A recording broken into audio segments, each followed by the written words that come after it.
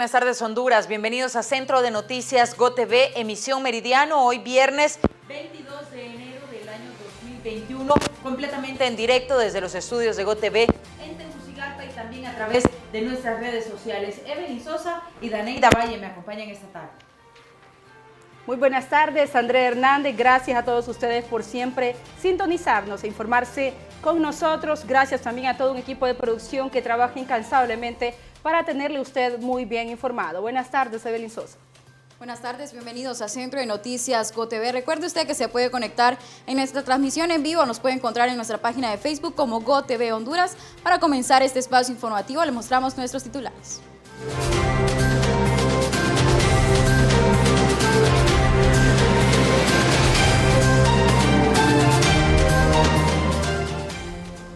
Hoy tenemos todo el análisis de los expertos hondureños que advierten que la única manera de mantener a Honduras competitiva económicamente es la vacunación contra el COVID-19.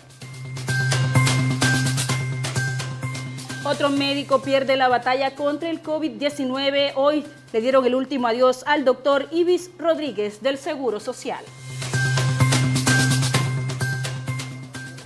También autoridades de salud supervisan el nuevo hospital móvil de Choluteca que pronto comenzaría a operar.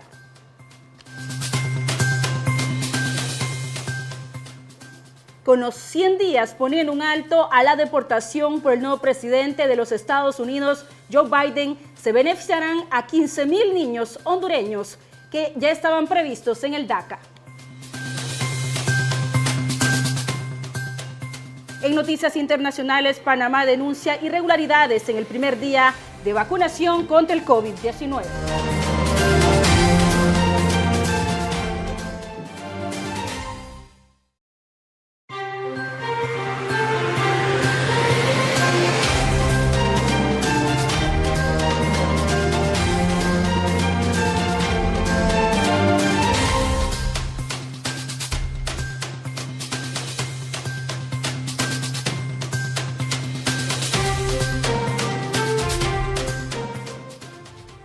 Iniciamos hoy a informarles sobre si Biden es una esperanza o no para los migrantes hondureños, a pesar desde el primer día de su mandato llega y dice un alto a la construcción del muro que era una iniciativa del presidente Donald Trump y que incluso había también incluido a México y a otros países para poder levantar esta construcción que detendría, según decía Trump, a estos migrantes centroamericanos y de toda la región, Andrea. Pero a pesar de esta orden de Biden de detener la construcción del muro, continúan esta edificación.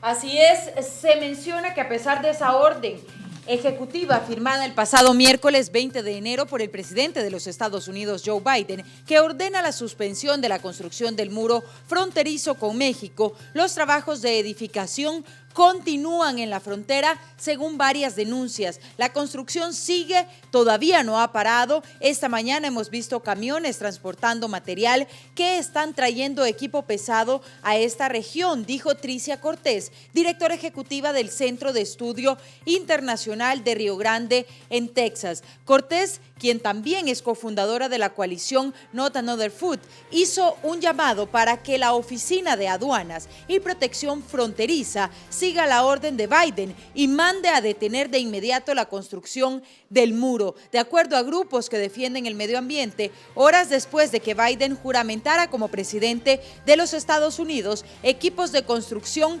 dinamitaron otro segmento de la montaña dentro del Cañón de Guadalupe en la frontera de Arizona con México. Horas después de tomar posesión del cargo, el demócrata firmó una orden ejecutiva por la que detiene la construcción del muro fronterizo del presidente Donald Trump. El documento indica que la construcción debe pararse tan pronto como sea posible, aunque da un plazo máximo de 7 días desde la firma de la orden ejecutiva para cumplir con lo establecido. En este caso, la proclamación ordena una pausa inmediata en los proyectos de construcción del muro para permitir una revisión sobre la legalidad de los métodos utilizados para el financiamiento y contratación utilizados para construir el muro polémico y también evaluar las consecuencias administrativas y contractuales de suspender las obras. Debemos estar muy pendientes de que se cumpla este plazo. Esperamos que CBP siga las órdenes del presidente Biden y cuanto antes paren la construcción, dijo esta organización ecologista. También se preparan para una serie de eventos este fin de semana a lo largo de la frontera para que la nueva administración cumpla con su promesa de parar la construcción del muro, la confiscación de propiedades y sobre todo cancelar los contratos con las constructoras. La construcción del muro fronterizo con México se convirtió en un símbolo de la administración del presidente Trump. Durante su presidencia se construyeron 450 millas o unos 720 kilómetros de barrera fronteriza, muchos de los cuales para reemplazar vallas ya existentes. El muro fronterizo nunca fue una solución del problema de seguridad nacional o para la inmigración, pero ha sido un símbolo que los grupos han establecido en ese país. Nuestro trabajo será derribarlo, han dicho varias de las organizaciones, y ahora se está a la expectativa de cuándo van a cumplir con esa orden establecida por el ahora presidente de los Estados Unidos, Joe Biden. Y es que usted lo explicaba ayer en una de sus notas, y es que Biden no está solo, es un país de leyes, tienen que pasar varios filtros legislativos, este tipo de iniciativas, y es por ello que no solamente es la voz de un presidente o la orden de un presidente, sino también todos los procesos de estas reformas o iniciativas migratorias que beneficiarían a los migrantes centroamericanos y de la región. Así es, también recordábamos que en declaraciones, el presidente de los Estados Unidos, Joe Biden, ha dicho y ha hecho referencia a tener un sistema migratorio un poco más flexible o más humano con los migrantes, sobre todo latinoamericanos, que viajan en estas caravanas, y se ha mandado a suspender de momento los regresos de migrantes de los Estados Unidos a nuestros países, pero se espera que se tomen medidas también. Recordemos que dentro del Congreso no todos son pro Biden y hay muchos parlamentarios que van a estar en contra de estas medidas. Incluso ya varios han dado a conocer su punto de vista diciendo que no respaldan esas medidas porque tendrían que legalizar a muchos migrantes. Son 10.5 millones de migrantes en los Estados Unidos de diferentes nacionalidades y pues ellos mencionan que no existen las condiciones como país, económicamente hablando, que no es el momento para la legalización y, sin embargo, el presidente establece este tipo de medidas. ¿Deben pasar por el Congreso estadounidense? Claro que sí, y deben ser aprobadas también por la separación de poderes. Claro, Andrea, y vamos a comenzar a analizar estos temas y dejamos también la pregunta en nuestras redes sociales. ¿Es Biden una esperanza realista para los migrantes? ¿Cambiarán mucho las políticas migratorias después de que ya desde el primer día de su mandato ha suspendido estas deportaciones y también ha dicho que serán beneficiados los Dreamers y también los tepecianos, entre otros migrantes que han pagado sus impuestos, valga la aclaración, Andrea, y que también han cumplido con todas las condiciones que está pidiendo el gobierno de los Estados Unidos para poder obtener una ciudadanía o un permiso de trabajo? Vamos a escuchar, Andrea, precisamente ahora de un tema que se habla en nuestro país y es la corrupción como una causa de la migración en nuestro país y las ganas de esos hondureños, la decepción que existe entre ellos para poder irse de Honduras debido a que en nuestro país los fondos de los pobres son robados por los ladrones de cuello blanco, según dicen algunos analistas, entre ellos Carlos del Cid, defensor de derechos humanos, quien dice que la corrupción y también la impunidad generan pobreza y más caravanas en nuestro país. Desgraciadamente la gente no está saliendo, está huyendo. Las condiciones son tan paupérrimas, son tan terribles en el tema, por ejemplo, de la violencia que la gente enfrenta, no solo de la delincuencia común, sino también de la delincuencia de cuello blanco que se roba los recursos que deberían de ser destinados para la población. La población decide huir del país porque no encuentra dentro del país las oportunidades y las necesidades para darle de comer a sus hijos, para darle salud a su población adulta, a sus abuelos, a sus padres. Entonces, prácticamente lo que requiere nuestro país es una auditoría internacional. Mire, la cooperación internacional debe de dejar de darle dinero a manos llenas a un gobierno que en los últimos 2 periodos ha demostrado más que incapacidad la falta de voluntad política de invertir los recursos de manera honesta en la población. Mientras tanto, la opinión de otros analistas es que la corrupción está forzando a los hondureños a huir del país por la falta de oportunidades. Oliver Erazo, abogado, escuchemos. La realidad económica, política y social es sumamente crítica en el estado de Honduras. Mira, las caravanas es un tema muy incómodo para las personas que están en el poder, pero es la alarma social que nos está diciendo que llegamos a un estado de degradación del tejido social y económico sumamente crítico. Sumamente crítico. Yo no creo que sea un vive, como decimos los hondureños, el hecho de agarrar tu mochila y exponerte a que las fuerzas de la seguridad pública de Honduras, de Guatemala y posteriormente de México te maltraten para tratar que no pase sus fronteras. Eso lo que te está indicando es ausencia de Estado. ¿Dónde está el Estado de Honduras?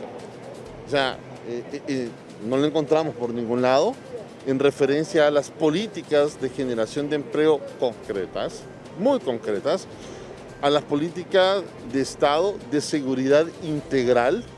¿Dónde está la seguridad? ¿En dónde está el dinero de la tasa de seguridad?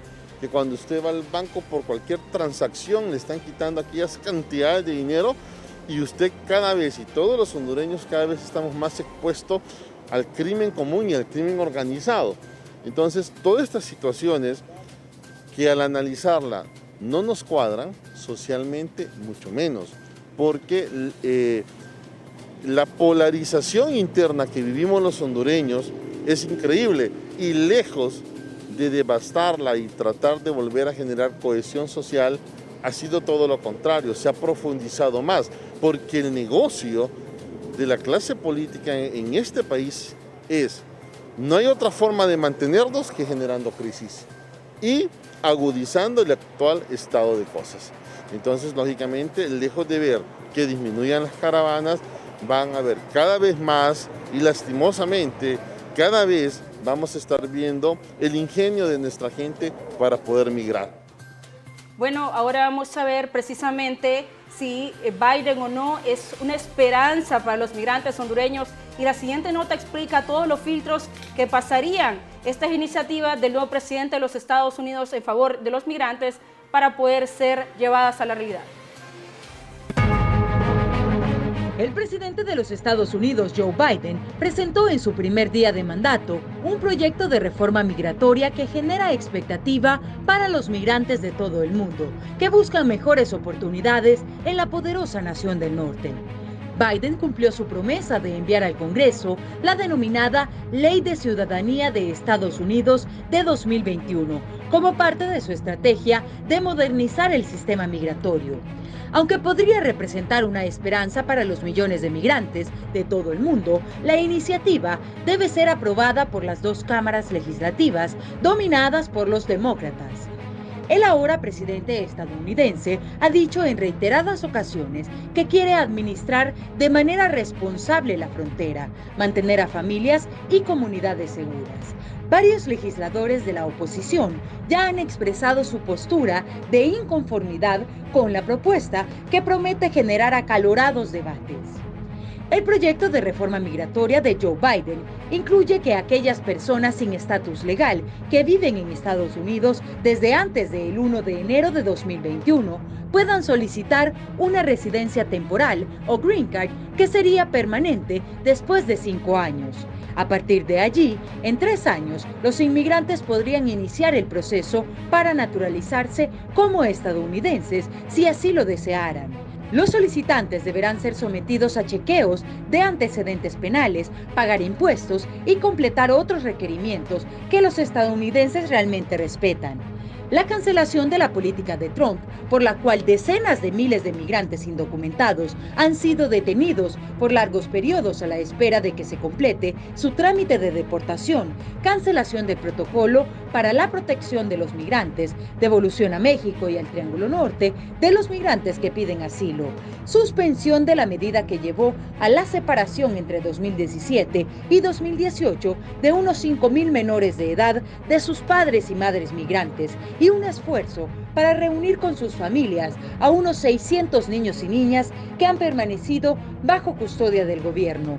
Colaboración con los gobiernos de México, Honduras, El Salvador y Guatemala, y la asignación de recursos para atender las causas económicas y sociales que empujan a millones de personas al camino de la migración ilegal.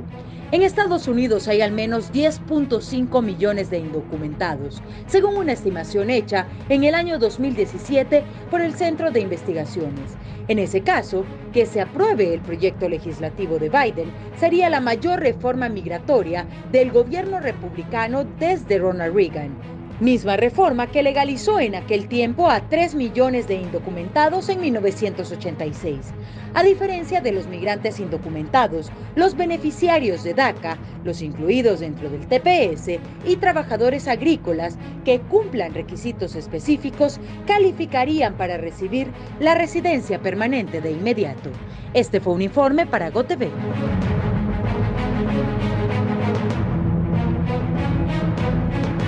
Tenemos, por supuesto, más reacciones sobre este tema. Escuchamos a César Castellanos, coordinador de investigaciones de la Facultad Latinoamericana de Ciencias Sociales, quien es de la opinión que la falta de deportaciones por la llegada del presidente Biden beneficiará a unos 15.000 niños hondureños que forman parte del proyecto DACA.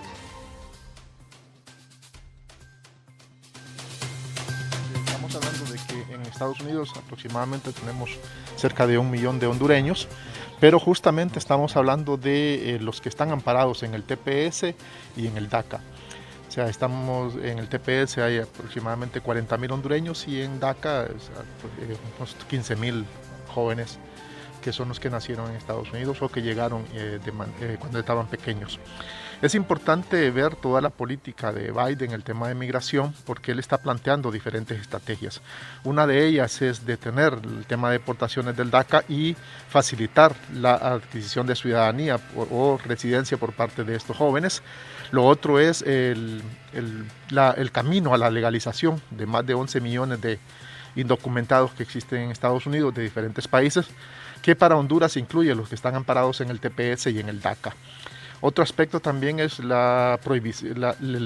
levantar la restricción de prohibición de personas de países musulmanes para el ingreso a Estados Unidos. Y lo otro también importante es suspender la construcción del muro que había empezado Trump. Y lo otro también es todo un proyecto que hay para poder revisar la política migratoria, principalmente las personas que han solicitado asilo a Estados Unidos y que actualmente se encuentran esperando una resolución de esa solicitud de asilo en México. Entonces, todos estos aspectos plantean todo un conjunto de reformas a la política migratoria que revierte muchos aspectos de la política que Trump venía implementando. Y también es importante resaltar el discurso de la nueva política migratoria del gobierno de Biden comparada con la del gobierno de Trump. Estamos hablando de un discurso más humanitario, más de respeto a los derechos humanos de los migrantes, contrario a la criminalización que se venía dando en la administración anterior. Ahora, muchos hondureños posiblemente van a ver esta noticia de 100 días sin deportaciones y lo van a ver como algo positivo, o van a verlo como una señal de emigrar hacia los Estados Unidos, porque este puede o no ser el caso. Sí, recordemos que una cuestión es la política migratoria que va a implementar Estados Unidos con los ciudadanos que se encuentran ya en el país de manera indocumentada para poder mejorar su situación de estatus migratorio, pero la otra es la política de cierre de fronteras de las personas que quieren ingresar a Estados Unidos. Esa política va a seguir por los momentos, no es fácil cambiarla, no es que justamente que Biden llegue al poder como presidente es que automáticamente las fronteras se van a abrir y que la mayor parte de nosotros podemos migrar y llegar a Estados Unidos y tener un estatus diferenciado. Eso no sucede. las acciones que se están desarrollando son para los ciudadanos que están en Estados Unidos de manera irregular, pero que están amparados en algunos aspectos como el TPS y el DACA. O sea, no podemos confundir a la población y decirle que justamente ya en este momento vamos a poder migrar todos y que se nos van a abrir las fronteras y vamos a llegar con facilidad a Estados Unidos. La situación va a seguir igual. Usted mencionó una administración un poco más humanitaria por parte de Biden. Con respecto a lo que son los niños migrantes, ¿a cuánto al momento ascienden las cifras de los niños que migran a la Nación del Norte? ¿Y qué se puede esperar respecto a los niños que estuvieron atrapados en la frontera de Estados Unidos? Sí, hay más o menos 15.000 niños que son los que están amparados en el DACA de manera no regular. Existen más niños, porque también recordemos que no todos los hondureños que están de manera irregular en Estados Unidos están amparados ya sea en el TPS o en el DACA, sino que también están de manera irregular. No hay contabilidad específica de ellos. Pero otro aspecto muy importante de la política que está planteando Biden es la reunificación de estos niños que fueron separados de sus padres que en la frontera sur de Estados Unidos, que aproximadamente son más de 500 niños. Perfecto. Muchas gracias. Bueno, es lo que ha dicho Andrea, este observador de la máxima casa de estudios sobre la migración y quiénes van a ser beneficiados. Sobre todo son los niños que ya estaban bajo un programa en Estados Unidos, que han nacido, que han crecido en Estados Unidos y que son ciudadanos nacidos en Estados Unidos también, que podrán beneficiarse de esas nuevas políticas de Biden, que tendrían algunos filtros legislativos para poder aplicarse ya en beneficio de la población migrante de nuestras regiones. También estábamos hablando de Honduras y qué está haciendo a favor de estos migrantes, Andrea. Hay un sistema integral de atención al migrante retornado en nuestro país, que precisamente es el que mencionaba la vicecanciller de la República, Nelly Jerez, donde hay una generación de empleo para estos migrantes que regresan ahora desde Guatemala, no desde México y Estados Unidos, y decía ella que muchos no quieren cortar café o no quieren hacer actividades de agricultura, que es lo que les ofrece el gobierno hondureño. Vamos a ver qué otros planes tienen en cuanto a estos migrantes que regresan ahora no desde los Estados Unidos, sino desde los países centroamericanos, desde Guatemala, ¿no? y de México también. No logran pasar estas barreras debido a los contingentes militares y también la retención por COVID-19 en estos países. El presidente de la República en Consejo de Ministros aprobó el PCM 033, mediante el cual se declara emergencia, imagínense ustedes,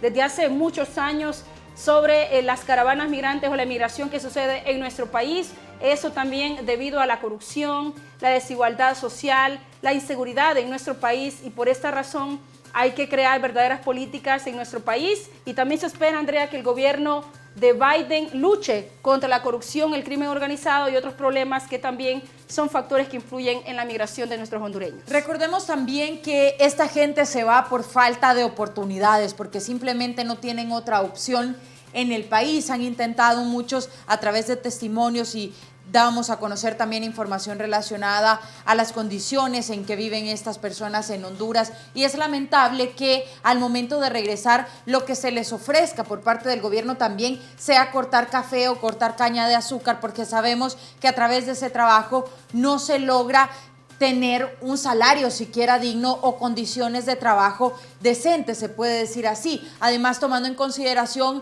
los desastres que dejaron ETA e IOTA, hay pérdidas también de muchos cultivos de café, no son todas las personas las que se pueden dedicar a eso, y también hay pérdidas de caña de azúcar, así que la situación está difícil para ellos. Recordemos que en los Estados Unidos tampoco es que porque solo el presidente quiera tomar estas medidas lo puede hacer. Recordemos que hay separación de poderes y debe ser autorizadas todas las medidas por el Senado estadounidense, y entonces esto llevará su tiempo y habrá que ver qué resuelven. También se esperan acaloradas también sesiones dentro de ese Congreso en los Estados Unidos, porque hay muchos muchos legisladores que están en contra completamente de que se le dé ese tipo de beneficios a los migrantes. Sin embargo, sí hay esperanza para los que se dedican, por ejemplo, a la agricultura en los Estados Unidos, porque se menciona que los que cumplan los requisitos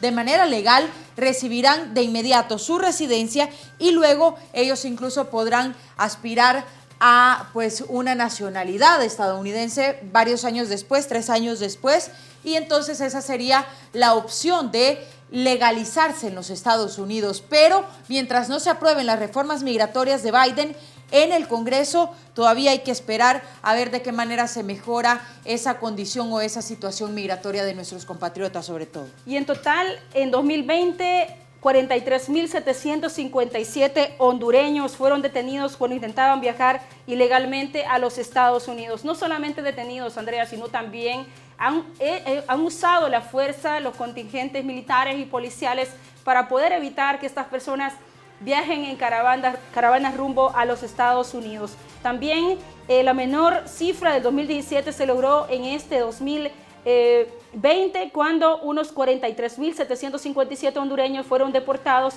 una cifra que fue mucho menor desde 2017, con una disminución del 60% respecto al año anterior. Los datos oficiales del año pasado fueron precisamente esos en cuanto a Honduras. Más de 40.000 hondureños deportados. Recordemos que hubo restricciones en los vuelos debido a la pandemia por COVID-19. Estados Unidos, país con el que Honduras firmó en septiembre de 2019 una serie de acuerdos para reducir la migración irregular, deportó en 2020 a 14.706 hondureños, muchos de ellos niños y adolescentes, algunos no acompañados.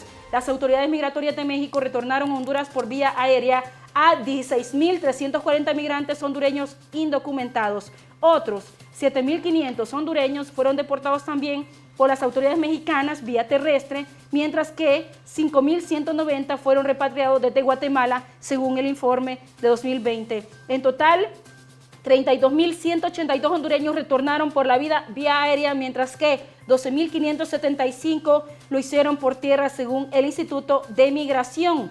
Los deportados por México representaron el 54.5% del total, mientras que las deportaciones desde Estados Unidos equivalen a un 33.6%. Del total de deportados, 33.273 eran adultos, es decir, 28.548 hombres y 4.725 mujeres. Los menores de edad retornados en todo sumaron unos 10.484 y representan el 24% de los deportados del año pasado. Es una cifra alarmante, Andrea, de más de 10.000 niños que fueron retornados el año pasado. La mayoría de ellos viajan solos incluso, y es una de las políticas de Biden en Estados Unidos en favor de los niños que no sean separados de sus padres al llegar ilegalmente a los Estados Unidos. Esa ha sido una de las promesas, o al menos un punto que presenta en esta reforma de la ley migratoria, de mantener las familias unidas por términos humanitarios. Vamos a tener reacciones, Daneida, más reacciones sobre este tema que es tan importante para el país y sobre todo para la gente. Hoy se espera también la salida de una nueva caravana migrante y esto es preocupante porque entonces en Honduras no hay condiciones y la gente sigue tomando el riesgo a pesar de las fuertes imágenes que veíamos en la salida de la primera caravana de este año. Claro que sí, Andrea, y estamos ya en directo con nuestros compañeros en calle, debido a que familias completas ahora siguen migrando hacia los Estados Unidos. Mario Maradiaga nos informa con Rolando Sierra acerca de que en este año incluso se observan familias completas, familias numerosas, saliendo en caravanas de nuestro país. Adelante.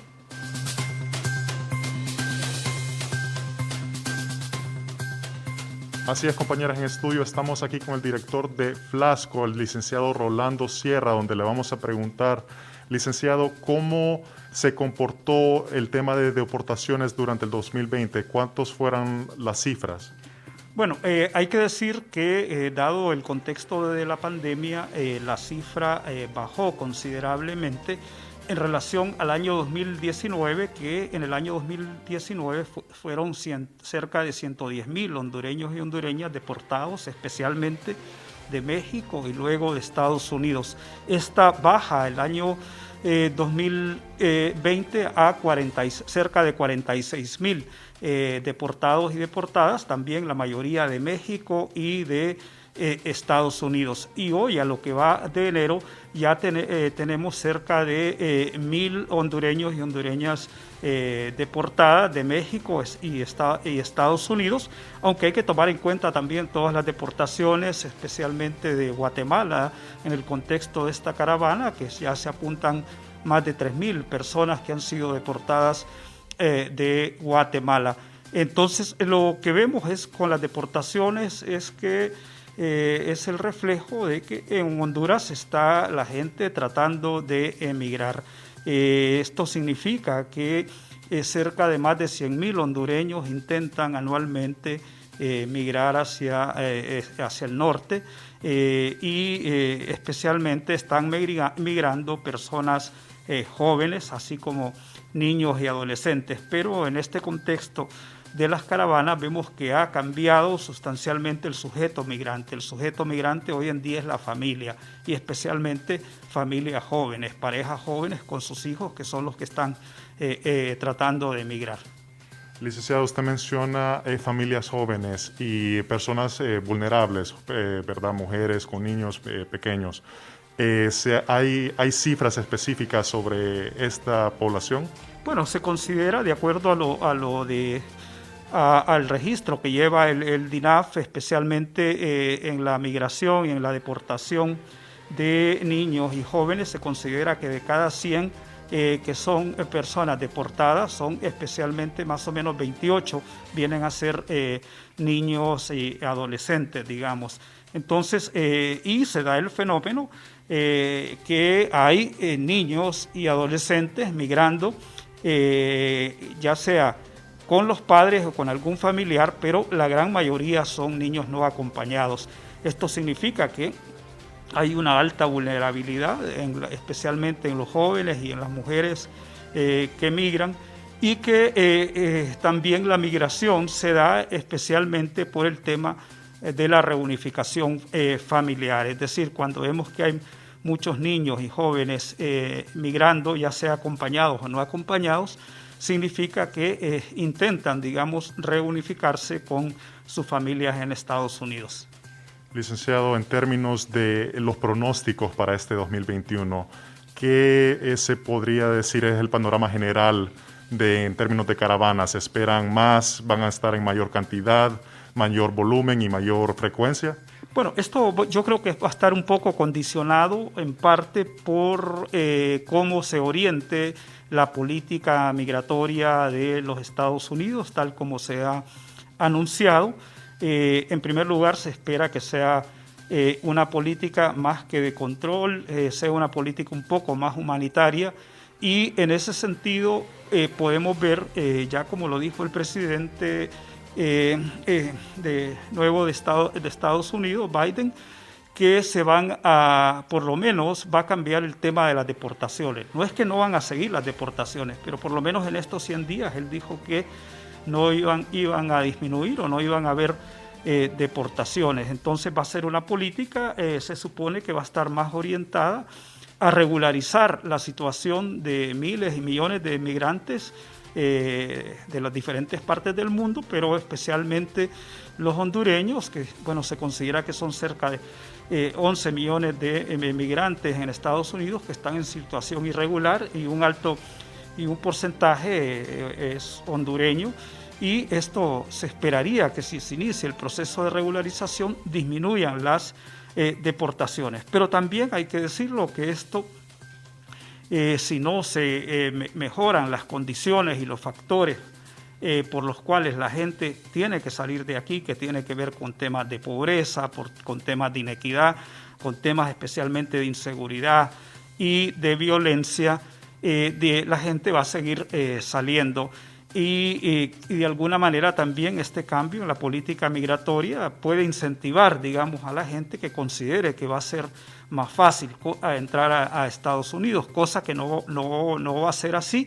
Creo que también el énfasis de la nueva política migratoria del gobierno de Biden está orientado especialmente aquí para los países del Triángulo Norte de Centroamérica, Guatemala, Honduras y El Salvador, a tratar de tener programas de cooperación que apunten especialmente a las causas de la emigración. Esto significa cómo se generan oportunidades de empleo, pero sobre todo cómo se combate la corrupción y la impunidad, que de acuerdo al análisis que están haciendo los asesores de Biden, pareciera que estas son las principales causas de la emigración de los centroamericanos. Solo para aclarar rápidamente, 100 días libres de deportaciones, ¿estos son para personas que ya están en el territorio estadounidense o para personas que están por llegar o llegarían? No, las personas que ya están en el territorio norteamericano y que son susceptibles, digamos, de ser deportadas, ya sea por su situación migratoria irregular o porque no se les ha dado concedido alguna figura, digamos, como el asilo u otras figuras. Entonces estas personas van a ser, se supone que en estos 100 días no van a ser deportadas. Perfecto. Bueno, ya lo escucharon con este reporte. Regresamos al estudio, compañeras. Gracias, Mario Maradiaga, por este contacto. Interesantes datos que se originan desde la máxima casa de estudios y que tienen relación también con la salida masiva de migrantes y las condiciones de la reforma migratoria en los Estados Unidos. Vamos a hacer una pausa comercial, Daneida. Sí, Andrea, seguimos pidiendo su opinión en las redes sociales, en Facebook. GoTV Honduras, ¿representará Biden una esperanza para los hermanos migrantes? ¿Qué dicen nuestros hondureños en esa nación de Norteamérica? ¿Ya están haciendo los trámites para poder obtener su ciudadanía? Recordemos también que es para esas personas que han pagado impuestos y que no tienen incluso antecedentes penales en los Estados Unidos. Saludos a Jessy López y a otras personas que están comentando en Facebook GoTV Honduras. Ya regresamos.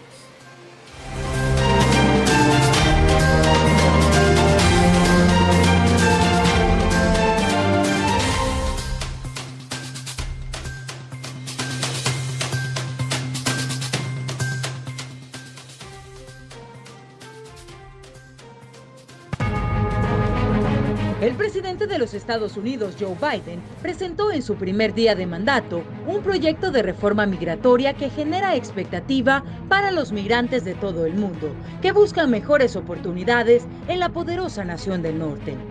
Biden cumplió su promesa de enviar al Congreso la denominada Ley de Ciudadanía de Estados Unidos de 2021, como parte de su estrategia de modernizar el sistema migratorio. Aunque podría representar una esperanza para los millones de migrantes de todo el mundo, la iniciativa debe ser aprobada por las dos cámaras legislativas dominadas por los demócratas. El ahora presidente estadounidense ha dicho en reiteradas ocasiones que quiere administrar de manera responsable la frontera, mantener a familias y comunidades seguras. Varios legisladores de la oposición ya han expresado su postura de inconformidad con la propuesta que promete generar acalorados debates. El proyecto de reforma migratoria de Joe Biden incluye que aquellas personas sin estatus legal que viven en Estados Unidos desde antes del 1 de enero de 2021 puedan solicitar una residencia temporal o green card que sería permanente después de 5 años. A partir de allí, en 3 años, los inmigrantes podrían iniciar el proceso para naturalizarse como estadounidenses si así lo desearan. Los solicitantes deberán ser sometidos a chequeos de antecedentes penales, pagar impuestos y completar otros requerimientos que los estadounidenses realmente respetan. La cancelación de la política de Trump, por la cual decenas de miles de migrantes indocumentados han sido detenidos por largos periodos a la espera de que se complete su trámite de deportación, cancelación del protocolo para la protección de los migrantes, devolución a México y al Triángulo Norte de los migrantes que piden asilo, suspensión de la medida que llevó a la separación entre 2017 y 2018 de unos 5,000 menores de edad de sus padres y madres migrantes, y un esfuerzo para reunir con sus familias a unos 600 niños y niñas que han permanecido bajo custodia del gobierno. Colaboración con los gobiernos de México, Honduras, El Salvador y Guatemala, y la asignación de recursos para atender las causas económicas y sociales que empujan a millones de personas al camino de la migración ilegal. En Estados Unidos hay al menos 10.5 millones de indocumentados, según una estimación hecha en el año 2017 por el Centro de Investigaciones. En ese caso, que se apruebe el proyecto legislativo de Biden sería la mayor reforma migratoria del gobierno republicano desde Ronald Reagan. Misma reforma que legalizó en aquel tiempo a 3 millones de indocumentados en 1986. A diferencia de los migrantes indocumentados, los beneficiarios de DACA, los incluidos dentro del TPS y trabajadores agrícolas que cumplan requisitos específicos, calificarían para recibir la residencia permanente de inmediato. Este fue un informe para GOTV.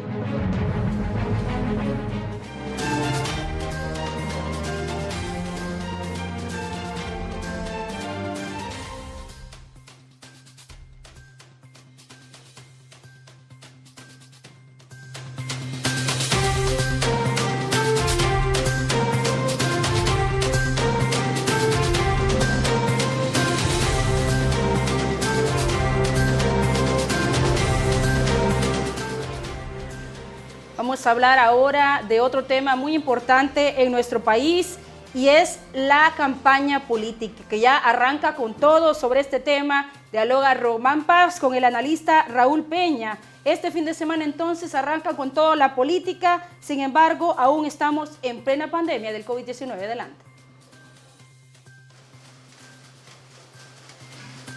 Gracias, en estudio principal. Me encuentro con el ingeniero Raúl Peña, analista sanpedrano, y es que sin duda este fin de semana ya arranca lo que es estas concentraciones políticas, este apogeo político, digamos, los tres partidos denominados grandes aquí para la elección interna: Libre, Liberal y Nacionalista. Sin embargo, el COVID aún está rondando. ¿Qué es lo que deberían hacer pues los líderes de cada partido para evitar que estas concentraciones, aglomeraciones de gente, para evitar el contagio masivo, ingeniero?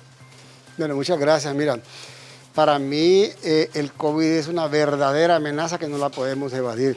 En lo personal, sé lo que es enfermarse de COVID y creo que no se puede ser tan irresponsable de exponer a la gente, aunque ya la gente anda en los buses, en los moles y en todos lados sin mascarilla y usando la mascarilla irresponsablemente.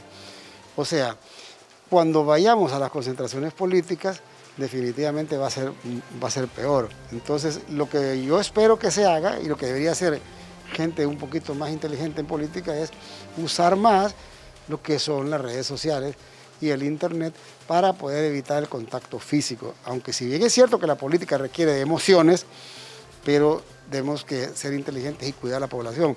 Si un político está proponiendo que va a ayudar a que el país mejore, que va a mejorar la salud, no puede estarse dando con la piedra en los dientes, llevando a la gente más humilde en autobuses a una concentración solo porque le van a dar 200 lempiras y un plato de comida. Tenemos que cambiar, los políticos tienen que madurar y tienen que ser más responsables con la salud del pueblo. O sea que usted sugiere, ingeniero, que también se pueden implementar otros métodos para hacer política, ya sea pues ahora en actualidad. Pues es claro. Mire, si los propios diputados del Congreso no se quieren juntar, que son políticos, y tratan temas políticos, ¿cómo va a ser que vamos a exponer a la gente de los barrios a que vayan a concentraciones solamente para mostrar con una bandera que apoyan a un candidato? Es lo absurdo con lo absurdo. No debemos hacer eso. Yo hago un llamado a los líderes, ya he visto yo reuniones del Partido Nacional, he visto reuniones llanistas, y yo creo que debemos de ser un poco más prudentes con esto, porque no es cierto que los políticos van a resolver de momento el problema de la pandemia. La pandemia es un problema internacional que ni tan siquiera tenemos idea de lo que está diciendo Joe Biden cuando dice que vienen cosas peores. Así es que yo sí creo que esto se va a poner peor, está bastante fuerte y eso es muy irresponsable. O sea, lo que te estoy diciendo en otras palabras es que el político tiene que ser un político 4.0, pues ya que se olviden de andar gritando y pegando hojas. afiche. Debe estar más pendiente Sinajero ahorita, así como hicieron con los diferentes comercios, instituciones que respeten las medidas de bioseguridad, también hacerlo con las instituciones políticas en estas concentraciones que vayan a partir de mañana. Mira, si lo están haciendo con los colegios, con las escuelas, que es el futuro de este país, no lo pueden hacer con los políticos. Yo creo que Sinajer debe prohibir las concentraciones políticas. Punto, se acabó. El que quiera que haga política de cualquier manera, pero la obligación de Sinajer es evitar y provocar el distanciamiento, evitar las aglomeraciones y provocar el distanciamiento. Y eso va en contra de todo el trabajo que está haciendo. Y por eso es que los médicos tienen razón cuando se quejan de que por un lado hacemos una cosa, pero va a pegar siempre a los hospitales ahí. Entonces, el llamado mío es cierto, nosotros estamos en un partido político, nosotros estamos a punto de salir a la palestra, pero pensamos hacerlo responsablemente. Muchísimas gracias, ingeniero Raúl Peña, referente pues a este tema muy importante. Recordemos, ya el fin de semana arranca lo que es esta lucha política de los tres partidos denominados grandes para esta lucha interna. Sin embargo, es importante saber que el COVID aún está y pues evitar las aglomeraciones de gente para evitar ser contagiado. Compañeros, retorno con ustedes. Gracias, Román Paz. Regresamos a la capital y Ajax Irías, quien es vicerrector de la Universidad Nacional Autónoma de Honduras, asegura que todavía el Consejo Nacional Electoral no ha solicitado los espacios de la máxima casa de estudios para las próximas elecciones para que sirvan de mesas. Escuchemos. En materia electoral, a requerimiento del Consejo Nacional Electoral, no tenemos información de si van a utilizar algún tipo de servicios de la universidad, y si ocurriera que ellos demanden algún acompañamiento, las autoridades obviamente nos tendremos que reunir, en este caso el rector informará si es viable o no dar hacer esa sinergia con la institución electoral del país. Aunque tradicionalmente aquí ha sido un centro de votación, ¿verdad? Pero no sabemos si está contemplado y tampoco se ha tomado una decisión al respecto. ¿Cuánto tiempo necesitaría la universidad para condicionar esto de ser solicitado por el CNE? No requiere de mucho tiempo, porque solo es el espacio de las aulas y eso solo es que esté en condiciones de limpieza y bioseguridad. Pero como le reitero, no se tiene conocimiento, por lo menos de mi parte, que haya alguna solicitud sobre este ámbito. Bueno, vamos a seguir hablando de este tema electoral y también los empresarios se refieren a este tema y existe esperanza de que los políticos hagan unidad y se evite la violencia, dice Armando Urtecho, director ejecutivo del Consejo Hondureño de la empresa privada. Recordemos que incluso se habla de una caravana hacia Tegucigalpa para sacar al mandatario Hernández.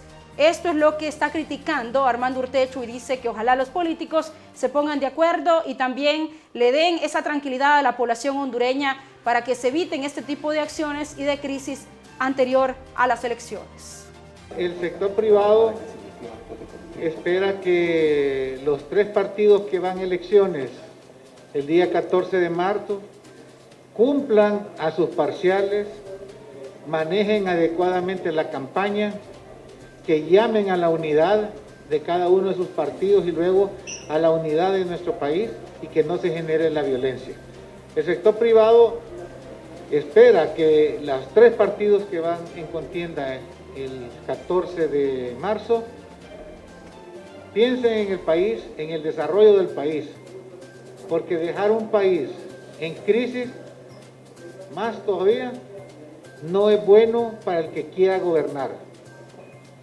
El que quiera gobernar sobre crisis, que mejor se quede en su casa. Nosotros tenemos que ayudarle a la democracia a construir los mejores derroteros para los ciudadanos, y no es generando violencia o conflictos como lo vamos a lograr. El sector privado en el mes de octubre fijó su posición alrededor de la ley electoral, que todavía no han sido sancionadas por un arreglo político. Creemos que son necesarias establecer las reglas claras para que todos jueguen el mismo juego con la misma limpieza y pensando en los altos intereses del país. Nosotros esperamos pues que no haya conflictos y que piensen que cualquier conflicto que pueda surgir no le hacen un daño a sus parciales, sino a todo el país. Escuchamos también al asesor legal del Consejo Hondureño de la empresa privada, el abogado Gustavo Solórzano, asegura que es preocupante que todavía no existan las reformas electorales a tan solo 2 meses de las elecciones. Preocupa, Roger, porque al final creo que no hemos aprendido la lección. Desde el 2017 que pasamos el proceso electoral de las elecciones generales en noviembre, pues desde ese momento se hablaba de la necesidad de una nueva ley electoral por la pluralidad de partidos que hoy tenemos justamente. Pero parece que la pluralidad de partidos no ha venido a contribuir tampoco a la democracia, porque al final los acuerdos ahora son más difíciles y no estamos entendiendo de que la ley electoral no tiene por objeto mantener a un partido político en el poder o pretender de que otro partido político llegue o que quede en segundo lugar. La ley electoral es para el pueblo, es para los ciudadanos hondureños. Hacia eso es lo que deben de aspirar los políticos que están dentro del Congreso Nacional, una ley que nos dé la garantía a todos los ciudadanos de que si ejercemos el sufragio, esa decisión que nosotros hemos tomado se va a respetar. Y por eso es que nos hemos involucrado en esto, para tratar de generar confianza, pero este tipo de actuaciones en donde lo único que se hace es prácticamente acuerdos políticos entre los partidos, pues no ayudan tampoco a contribuir a esa confianza que nosotros queremos colaborar como organización de la sociedad civil a construir. Bueno, sobre estos temas electorales vamos a tener un seguimiento. Sabemos que en el Congreso Nacional está a la espera de que se apruebe esta nueva ley electoral, pero aún no se ponen de acuerdo los diferentes partidos políticos o las bancadas de los diferentes partidos en el Congreso Nacional. Vamos a regresar con el tema de la vacuna y cómo afecta o afectaría la economía de nuestro país si nuestra población es vacunada hasta 2022 o 2023.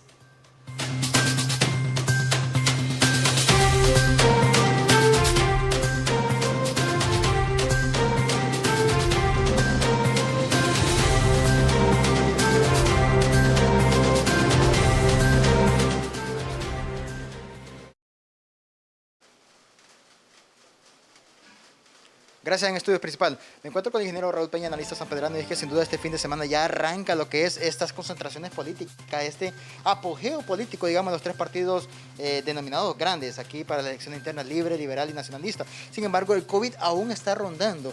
¿Qué es lo que deberían hacer pues los líderes de cada partido para evitar que estas concentraciones, aglomeraciones de gente, para evitar el contagio masivo, ingeniero?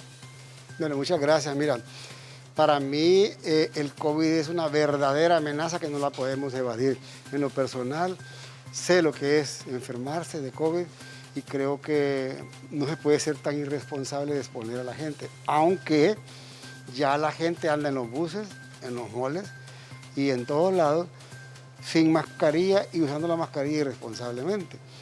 O sea, cuando vayamos a las concentraciones políticas, definitivamente va a ser peor. Entonces, lo que yo espero que se haga y lo que debería hacer gente un poquito más inteligente en política es usar más lo que son las redes sociales y el internet para poder evitar el contacto físico. Aunque si bien es cierto que la política requiere de emociones, pero tenemos que ser inteligentes y cuidar a la población.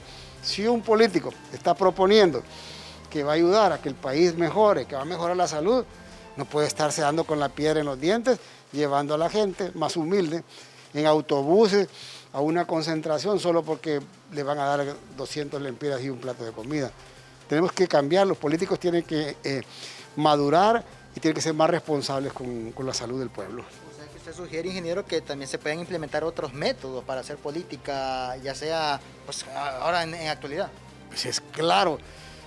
Mire, si los propios diputados del Congreso no se quieren juntar, que son políticos, y tratan temas políticos, ¿cómo va a ser que vamos a exponer a la gente de los barrios a que vayan a concentraciones solamente para mostrar con una bandera que apoyan a un candidato?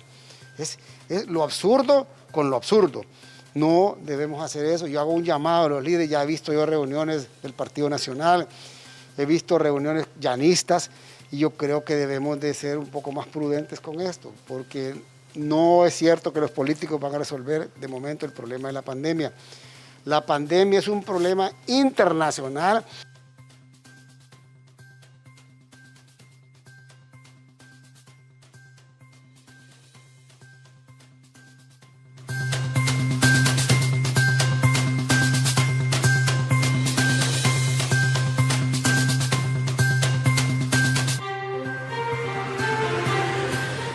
Regresamos con más información. La única manera de mantener a Honduras competitiva es la vacunación contra el COVID-19. Este tema, por supuesto, que es de mucho interés nacional, y la falta de contratos para la vacuna o la falta de fechas específicas del momento en que iniciará la vacunación genera expectativa por las grandes pérdidas económicas que esto podría representar para las finanzas ya golpeadas de una Honduras con una situación crítica en términos económicos. Vamos a enlazarnos con Mario Maradiaga. Él se encuentra con Guillermo Matamoros, destacado economista, sobre este tema. Adelante.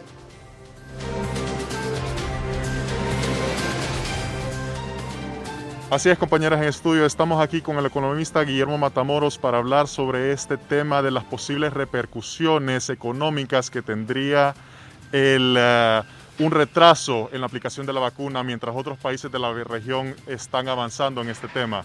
Licenciado, ¿cuál sería el posible efecto para Honduras, de repercusiones para Honduras en materia económica? Bueno, sin duda alguna que el tema de la vacuna es un tema primordial en cualquier estrategia que se adopte para enfrentar la pandemia. Resolver el problema sanitario es fundamental para que la economía pueda retomar un ritmo. ¿Y por qué es fundamental el tema de la vacuna? Bueno, precisamente por preservar la vida humana. Sin la vacuna, cualquier estrategia sanitaria no funciona. Y uno puede ver en Estados Unidos las prioridades del presidente Biden en este momento es vacunar. Todos los países están vacunando. Sin resolver la situación sanitaria, es muy difícil que se pueda resolver el tema económico. Y debemos de tener claro, la prioridad es la vacuna para preservar la vida y la salud de las personas. Licenciado, desde un punto de vista económico, ¿cómo pudiese afectar el hecho de que Honduras caiga detrás de otros países y que no vacunemos a tiempo? ¿Cómo influiría esto en el comercio, por ejemplo? Bueno, mire, en general, sin tener la vacuna, la tasa de contagios obviamente será más alta. Eso tiene, además de las repercusiones sobre la vida humana, provoca atrasos en los trabajos, ausentismo, enfermedad, contagio para las otras personas. Entonces, obviamente que la pérdida económica del país es muy grande en la medida que eso no se regularice. El otro punto es, si todos los países vacunan y Honduras no vacuna, nos pone en desventaja frente a estos países. Cualquier empresa que quiere establecerse en un país va a preferir los que tienen mejores condiciones sanitarias para enfrentar esta pandemia. Y a contrario, Sensu no va a querer establecerse en países en donde no se resuelve la situación. O sea, no hay otra opción que avanzar de manera efectiva en el tema de la contratación, pero sobre todo en la vacunación. Ya Honduras debería de estar pensando en la vacunación, pero sin contar con la vacuna, pues obviamente eso es muy difícil. ¿Ya ha sido afectada la nación o cómo ha sido afectada la nación con los cierres económicos y los cierres de las fronteras previamente? Bueno, obviamente todos vemos los efectos, la caída del Producto Interno Bruto, que anda alrededor de un 9%, sumado al efecto de las tormentas tropicales, ¿verdad? Eso, sin duda alguna, se refleja en pérdida de empleo. Se está hablando de que se perdieron alrededor de 500,000 de puestos de trabajo equivalentes, lo cual es un impacto muy significativo y que se refleja en pérdida de bienestar de las personas, de las familias y de la economía en general. Muchas gracias, licenciado. Ya lo escucharon, con este reporte regresamos a estudios. Muchas gracias, compañeras. Bueno, es lo que ha dicho este analista en temas económicos sobre los problemas que habría en nuestro país debido a la tardanza en la adquisición y por ende también la aplicación de la vacuna contra el COVID-19. Ahora vamos a escuchar lo que dice Alejandro Cafati, economista del FOSDE. El gobierno ha sido incompetente, según él, en la adquisición de esta vacuna. El tema de la vacuna de la COVID-19 se vuelve un tema más allá de lo sanitario, se vuelve un tema económico y social. Las repercusiones que estamos viviendo en este momento en materia económica están explicadas en gran medida por las medidas de distanciamiento e aislamiento social que aprobaron las autoridades para mantener o evitar la propagación de la COVID-19, que conllevó a pérdidas de más de 7.000 millones de dólares en el 2020 a raíz de esta paralización económica. Por lo tanto, el tema de la vacuna se vuelve entonces como el retorno a la normalidad relativa que teníamos en años anteriores, donde los ciudadanos podíamos regresar o circular libremente sin temor a contagios y la economía operar en una relativa dinámica económica y comercial. Sin embargo, preocupa en sobremedida que el gobierno de la República no haya hecho las gestiones necesarias directamente con las farmacéuticas y poder conseguir al menos dosis para el 70% de la población y de esta manera sea efectiva la inmunología colectiva en el país. Hasta el momento no se visualiza entonces la vacuna como una salida a las repercusiones económicas que estamos viviendo y estaríamos sujetos a las medidas de aislamiento y distanciamiento social, que al final tiene una factura económica y social que dejó a más del 75% de la población en condición de pobreza y pobreza. Y a nivel internacional también preocupa el tema de los países que no van a tener acceso a las vacunas para su población. Para el caso, el director general de la Organización Mundial de la Salud, Tedros Adhanom Ghebreyesus, advierte de la enorme desigualdad en la distribución de la vacuna contra el SARS-CoV-2 o COVID-19 y alertó las graves consecuencias que este hecho podría tener para países como el nuestro. El máximo responsable de la OMS consideró que no es justo que gente sana y joven en naciones poderosas accedan a la vacuna antes que grupos vulnerables en los países más pobres. Por ejemplo, explicó que se habían distribuido alrededor de 39 millones de dosis de la vacuna anti-COVID en 49 de los países más ricos del mundo, en comparación con tan solo 25 dosis en una nación pobre. El jefe de la OMS pidió un compromiso pleno con la plataforma COVAX, coordinada por la OMS, para garantizar un acceso equitativo de las vacunas en los países en desarrollo, con ayuda financiera de los países desarrollados. Está previsto que empiece a funcionar el mes que viene ese mecanismo del cual Honduras formaría parte. Israel comenzó a vacunar el pasado mes de diciembre y es el estado que de momento ha administrado más dosis de la vacuna de COVID-19. Por cada 100 personas en el mundo, hasta 32,4 han sido vacunadas por cada 32 personas en ese país. También le sigue Emiratos Árabes Unidos con 20,9 dosis inoculadas por cada 100 habitantes, Reino Unido con 7 y Estados Unidos con 4,8. Israel, recordemos que es un país que comenzó desde el mes de diciembre y que sustrajo los contratos en el pasado mes de agosto, cosa diferente pasa en nuestros países. La vacuna contra el COVID-19 ayudará a proteger el cuerpo humano, a crear un sistema de respuesta de generación de anticuerpos sin que se deba sufrir la enfermedad. Ahora, en cifras del Banco Mundial, estiman pérdidas del Producto Interno Bruto del planeta de 12 billones durante 2020 a 2021, lo que implica un beneficio de 500 millones de dólares si se pone fin a la pandemia solamente un mes antes. En contexto, necesitamos acceso a una vacuna segura y eficaz lo más rápido posible, con tiempos acortados, porque esto requiere importantes recursos privados y gubernamentales. pero recordemos que también los países deben compartir un mismo objetivo, que es acabar con la pandemia del COVID-19 lo antes posible y controlar las consecuencias negativas a corto plazo. El principal beneficio de controlar la pandemia es, lógicamente, salvar vidas, pero también recuperar las economías golpeadas de todo el mundo.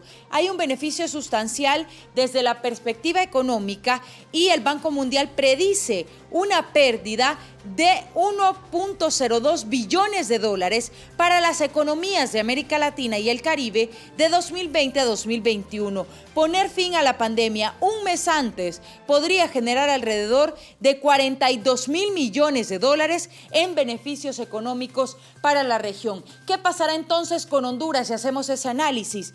Honduras ya tiene un retraso en la adquisición de las vacunas contra el COVID-19 para su población y esto representaría directamente más pérdidas económicas y un retraso mayor en la economía. Existe una estimación conservadora que sugiere invertir en un candidato para vacunar al 20% de la población de la región, que costaría, digamos, unos 2.6 mil millones de dólares, pero esto proporcionaría 8,7 mil millones de dólares en beneficios para la economía. Es decir, entre más pronta la vacuna, mayor recuperación de la economía, a pesar de la inversión que se haría en la adquisición de la misma.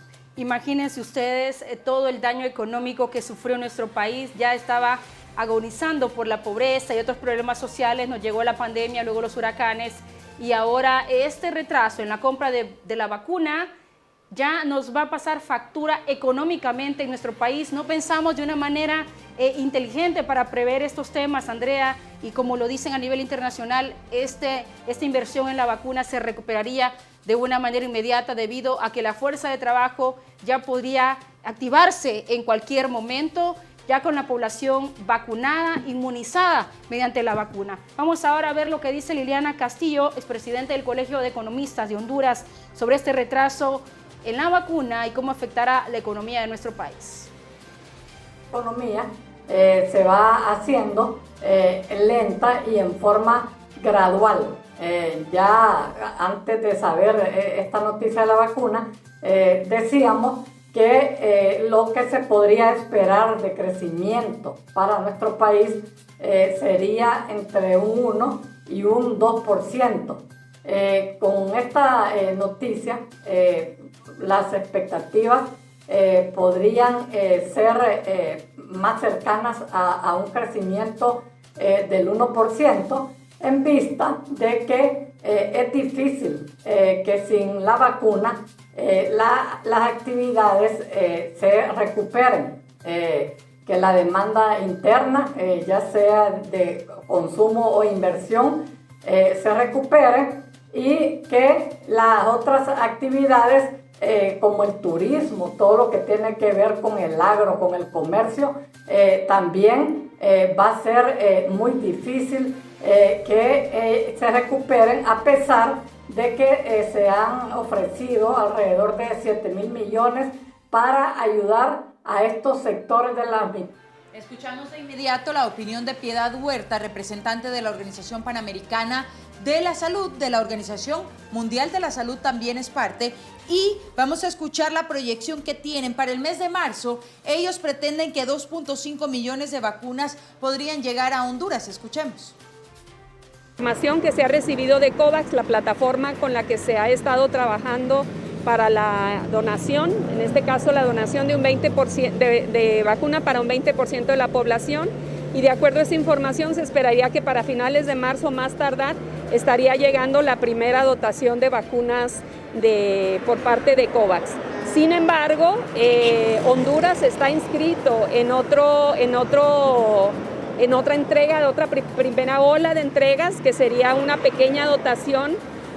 No sabemos si va a ser elegido, porque son muchos países los que han aplicado esa primera ola de vacunas Pfizer, y si fuera aceptados, recibiría la respuesta a finales de la próxima semana y estaríamos hablando de que ese pequeño lote de vacuna llegaría en febrero y sería vacuna Pfizer, que sería aplicable estrictamente para trabajadores de la salud de la primera línea, de los que están atendiendo a los pacientes COVID.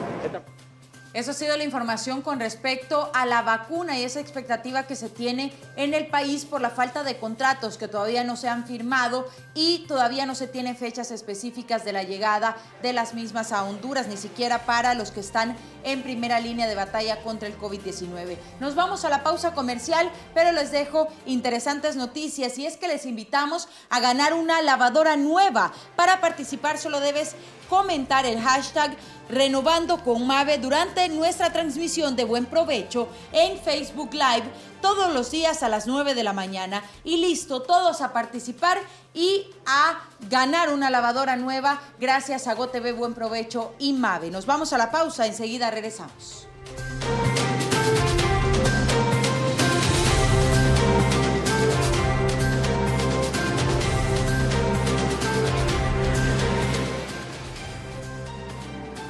La COVID-19 se vuelve un tema más allá de lo sanitario, se vuelve un tema económico y social. Las repercusiones que estamos viviendo en este momento en materia económica están explicadas en gran medida por las medidas de distanciamiento e aislamiento social que aprobaron las autoridades para mantener o evitar la propagación de la COVID-19, que conllevó a pérdidas de más de 7.000 millones de dólares en el 2020 a raíz de esta paralización económica. Por lo tanto, el tema de la vacuna se vuelve entonces como el retorno a la normalidad relativa que teníamos en años anteriores, donde los ciudadanos podíamos regresar o circular libremente sin temor a contagios y la economía operar en una relativa dinámica económica y comercial. Sin embargo, preocupa en sobremedida que el gobierno de la República no haya hecho las gestiones necesarias directamente con las farmacéuticas y poder conseguir al menos dosis para el 70% de la población y de esta manera sea efectiva la inmunología colectiva en el país. Hasta el momento no se visualiza entonces la vacuna como una salida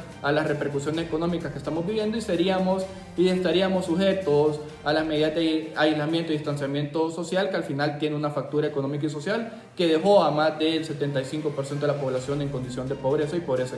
El tema de la vacuna de la COVID-19 se vuelve un tema más allá de lo sanitario, se vuelve un tema económico y social. Las repercusiones que estamos viviendo en este momento en materia económica están explicadas en gran medida por las medidas de distanciamiento e aislamiento social que aprobaron las autoridades para mantener o evitar la propagación de la COVID-19, que conllevó a pérdidas de más de 7.000 millones de dólares en el 2020 a raíz de esta paralización económica. Por lo tanto, el tema de la vacuna se vuelve entonces como el retorno a la normalidad relativa que teníamos en años anteriores, donde los ciudadanos podíamos regresar o circular libremente sin temor a contagios y la economía operar en una relativa dinámica económica y comercial. Sin embargo, preocupa en sobremedida que el gobierno de la República no haya hecho las gestiones necesarias directamente con las farmacéuticas y poder conseguir al menos dosis para el 70% de la población y de esta manera sea efectiva la inmunología colectiva en el país. Hasta el momento no se visualiza entonces la vacuna como una salida a las repercusiones económicas que estamos viviendo y estaríamos sujetos a las medidas de aislamiento y distanciamiento social, que al final tiene una factura económica y social que dejó a más del 75% de la población en condición de pobreza y pobreza. El tema de la vacuna de la COVID-19 se vuelve un tema más allá de lo sanitario, se vuelve un tema económico y social. Las repercusiones que estamos viviendo en este momento en materia económica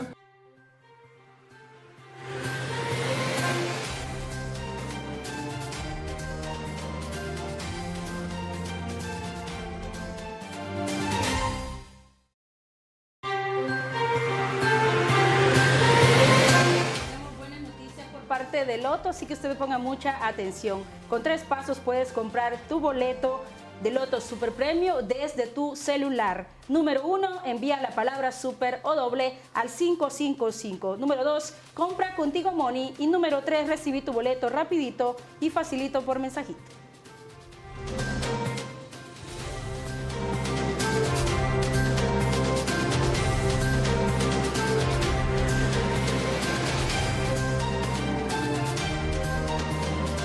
Continuamos con más información y es por supuesto en el campo deportivo, pero con los expertos de 10. Adelante, buenas tardes. Muchas gracias, Andrea, Daneida. Así es, bienvenidos a los deportes y con información del momento, como siempre, aquí en la pantalla de GoTV, presentándoles lógicamente la resaca de lo que deja ese partido eliminatorio Olimpia ante Liga Deportiva Alajuelense. ¿Por qué? Porque si ustedes recuerdan, en este compromiso, los futbolistas que fueron afectados o que fueron dados positivo por COVID, les informamos a continuación con esta imagen, tanto Edric Mengíbar como Javier Portillo, ambos permanecerán por 10 días, así nos han informado. Ambos se quedaron en Costa Rica para pasar la debida cuarentena que requiere como medida de bioseguridad, como protocolo de bioseguridad que ordena la CONCACAF y también el país para poder de una u otra manera después determinar si ambos logran dar negativo puedan regresar al país. De lo contrario deberán permanecer en Costa Rica. Ambos aislados en un hotel de concentración, ahí donde permaneció el Olimpia previo a este compromiso ante la Liga Deportiva Alajuelense, donde quedó eliminado. En otro ámbito también de información, ya se ha hecho oficial por parte de la Federación de Fútbol los 2 partidos amistosos para la selección sub-23 de Honduras. Así como usted lo escucha, ya se ha dado a conocer que el próximo 23 de febrero y también 25 de febrero será doble partido amistoso para la selección sub-23 de Honduras que se prepara para los Juegos Olímpicos de Tokio. Estos partidos serán disputados en suelo costarricense, ambos ante la selección de Costa Rica. Así lo ha anunciado este día la Federación de Fútbol, que la 23 se preparará con su similar de Costa Rica. En otro ámbito, también relacionado al fútbol de Costa Rica, pues nuestro legionario Roger Fabricio Rojas sigue ampliando su marca. Y ve usted, previo a este partido, qué fue lo que pasó. Veamos imágenes de cómo está la tabla histórica de goleadores hondureños en la Liga de Costa Rica. Miren ustedes cómo Roger Rojas, previo al partido que ha disputado, tenía 39 goles.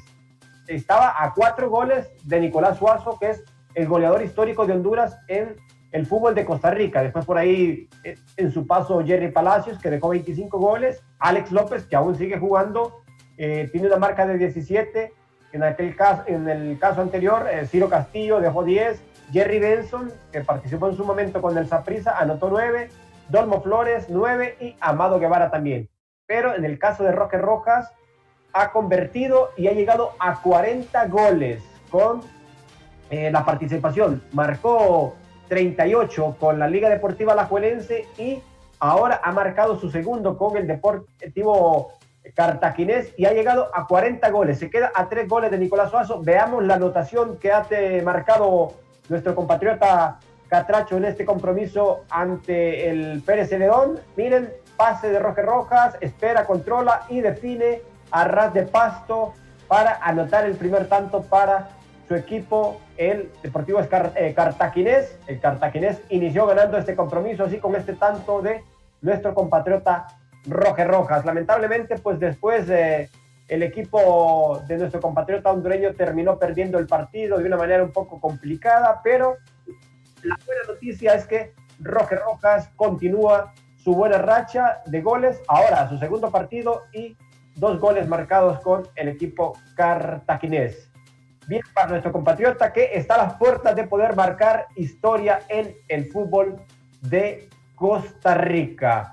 En otro ámbito de nota internacional, se han determinado ya los cruces de los octavos de final para la Copa del Rey. Así como usted lo escucha, el Alcoyano, rival, equipo donde milita Jona Mejía, nuestro compatriota hondureño, eliminó al Real Madrid, se enfrentará al Athletic de Bilbao, mientras que Navalcarnero se enfrentará al Granada, Girona ante el Villarreal, Rayo Vallecano ante el Barcelona, que por cierto el Barcelona es de los únicos denominados grandes del fútbol de España que ha quedado con vida. El Almería lo hará ante el Atlético, mientras que el Valladolid ante el Levante, Sevilla ante Valencia y Real Betis ante Real Sociedad. Así son los duelos para los octavos de final de la Copa del Rey anunciados este día. Más detalles del mundo del deporte se los tendremos en horas de la noche. Recuerde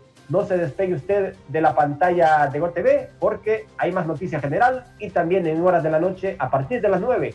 Todos los detalles con la mejor información deportiva que usted puede tener. Regreso con ustedes, compañeras.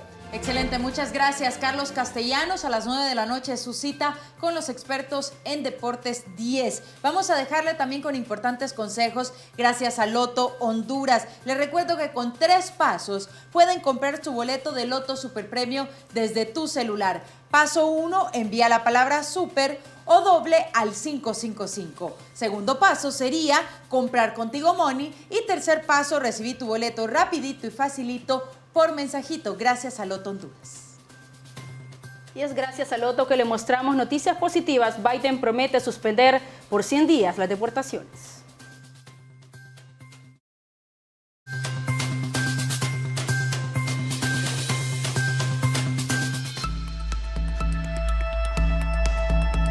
Un día después de haber tomado posesión como el nuevo presidente de los Estados Unidos, Joe Biden anunció la suspensión durante 100 días de las deportaciones de inmigrantes. Según informó el Departamento de Seguridad de la Nación estadounidense, durante 100 días, a partir del 22 de enero del 2021, se detendrán las deportaciones. El secretario interino David Pekoske explicó que la decisión es para garantizar un sistema migratorio justo y eficaz, centrado en proteger la seguridad nacional y la frontera. Por esto mismo, Pekoske ordenó que se revisaran y reiniciaran los protocolos de las deportaciones. El Departamento de Seguridad Nacional no aportó en el comunicado detalles sobre las personas que quedarán excluidas de la medida de los 100 días. Además, se anunció una suspensión del programa Permanezca en México, el cual implementó Donald Trump en enero del 2019 para bloquear la frontera de migrantes por la frontera sur. A este anuncio se suma una serie de órdenes ejecutivas de Biden a favor de los inmigrantes, tal como los prometió en su campaña. El proyecto se basa en una ley de inmigración que promete una vía a la ciudadanía para 11 millones de indocumentados residentes en Estados Unidos. Continuamos con más noticias internacionales. Panamá denuncia irregularidades en el primer día de la vacunación contra el COVID-19 en ese país. La Asociación Panameña de Médicos Intensivistas manifestó su preocupación por la distribución y la aplicación de las vacunas contra el COVID-19 que comenzaron a aplicarse recientemente. La irregularidad más preocupante es la aplicación de esta vacuna a personal de salud que no ha estado en contacto o en atención activa de los pacientes con COVID-19 durante la pandemia. Según el plan de vacunación, la primera fase consiste en inmunizar al personal sanitario que atiende a pacientes positivos, resaltó la asociación ASPAMI. Según contó el presidente de ASPAMI, Eduardo Prado, esto ha sido una mala planificación del gobierno que tiene diseñado un cronograma de vacunación dividido en 4 fases, en las que se vacunará alrededor de 1 millón de personas y en una quinta fase a partir de octubre a 1 millón más, dando prioridad al personal médico y a los adultos mayores. También los médicos intensivistas alertaron en el documento que los hospitales privados no recibirán vacuna de este primer lote para su personal de primera línea. Panamá arrancó su campaña de inmunización contra el COVID-19 tras recibir su primera dosis de 12.840 dosis, una cantidad reducida por problemas de producción de la farmacéutica, ya que esperaban 40.000 vacunas. Según la información oficial, hasta el momento se han vacunado 641 personas y las autoridades están a la espera que la farmacéutica confirme la fecha de la llegada del segundo lote.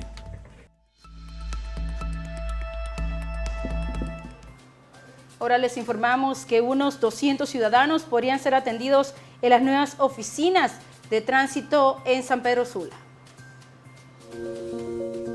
Los sanpedranos cuentan con nuevas oficinas de dirección de vialidad y transporte, con capacidad para atender a 200 ciudadanos.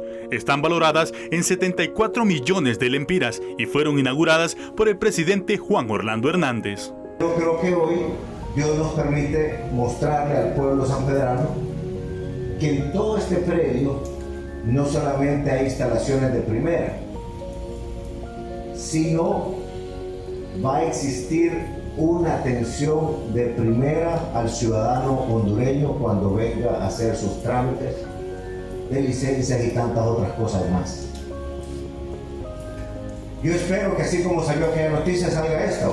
Durante el recorrido por las instalaciones, el presidente Hernández recordó que San Pedro Sula era considerada la capital de la muerte por el número de homicidios que se registraban al año. Ahora, gracias a la transformación de la Policía Nacional y a la logística que poseen, los sanpedranos pueden respirar mucho más tranquilos. El cuerpo policial dispone de la tecnología, la logística, capacitación y el apoyo del gobierno para que puedan garantizar la paz en Honduras, dijo Hernández. Estas nuevas oficinas en San Pedro Sula son un ejemplo. Con una policía fortalecida, con capacidades que jamás había tenido, con laboratorios de criminalística, con una flota logística de primera y con un aumento en su personal.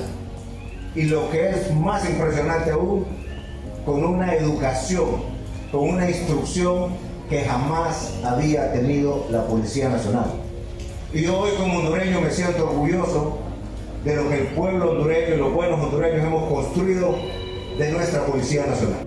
Las instalaciones de la Policía Nacional cuentan con un centro de certificación de conductores y pistas de pruebas. Además, poseen dormitorios para más de 100 funcionarios policiales, área de capacitación, cocina y comedor.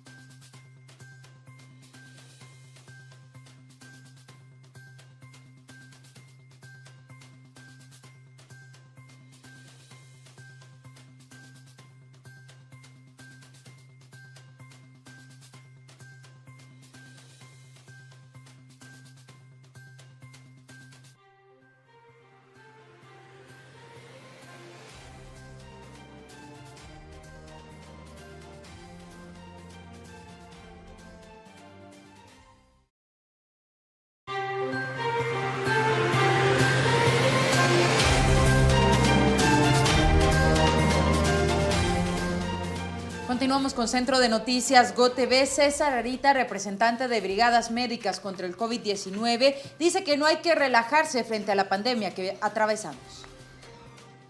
Muy importante crear conciencia ahorita porque tenemos un repunte significativo en cuanto a los casos de coronavirus. Y esto se puede ver, lo podemos ver reflejado en los principales centros hospitalarios, como es el Hospital del Tórax, el San Felipe, el Hospital Escuela, el Hospital María, que ya se está llegando a su nivel máximo en cuanto a atenciones.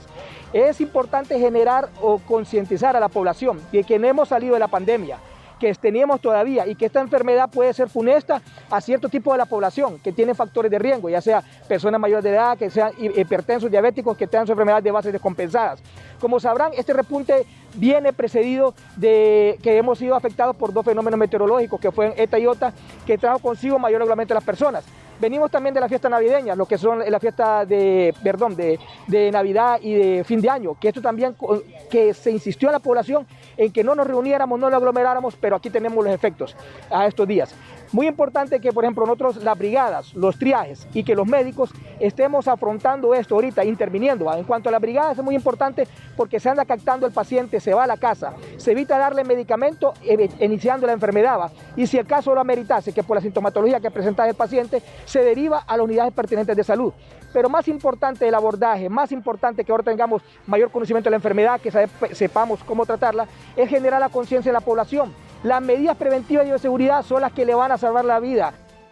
Bueno, realmente hay un gran problema de manejo de la pandemia del COVID-19, según dicen algunos médicos que están en primera línea de batalla contra esta enfermedad. Esto es lo que afirma precisamente el doctor Denis Chirinos del Hospital Escuela. Que las decisiones no se tomen de manera oportuna. Eso es lo que evidencia la mala gestión en el Sistema Nacional de Salud.